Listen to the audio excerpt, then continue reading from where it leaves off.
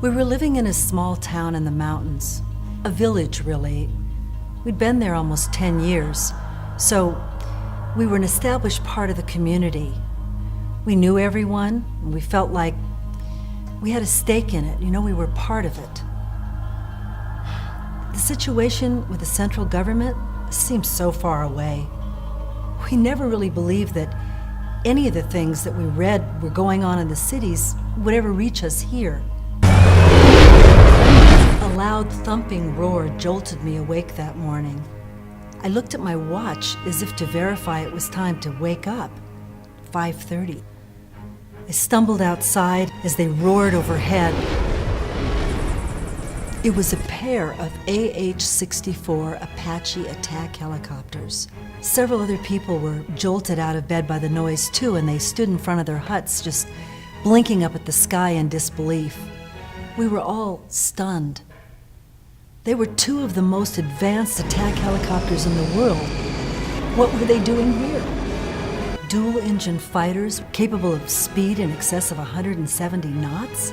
With a crew of two, a single Apache is a terrifying and lethal weapon. Its fire control radar and advanced avionics suite give pilots the ability to detect, classify, prioritize, and engage stationary or moving targets, even at a standoff distance, good weather or bad, day or night. Now, reaching the horizon and beginning to turn back were two of them. Their first pass must have been simply for reconnaissance. They would have come in shooting if they already believed we posed a threat. But now they were turning back. A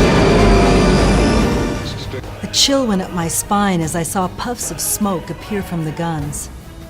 Before I heard a sound, violent rows began ripping through the center of the village, tearing through the earth with a fury that took my breath away.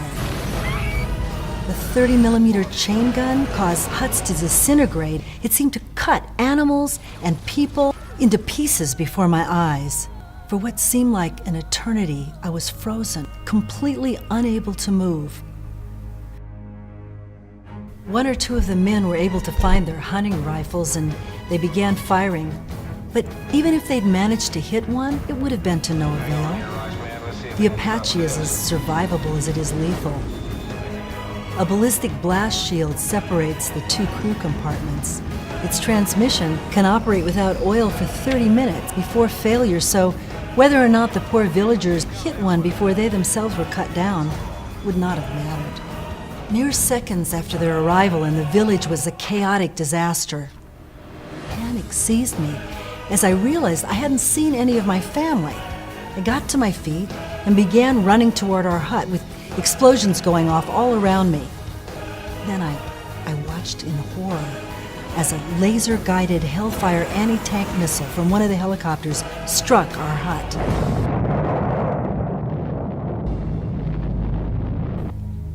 The blast left nothing behind.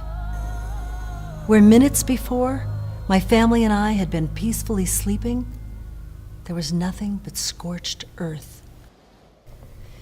For reasons still unknown to me to this day, I glanced at my watch. 5:33. 3 minutes from their arrival to the sight of them disappearing over the hills. It was incredible.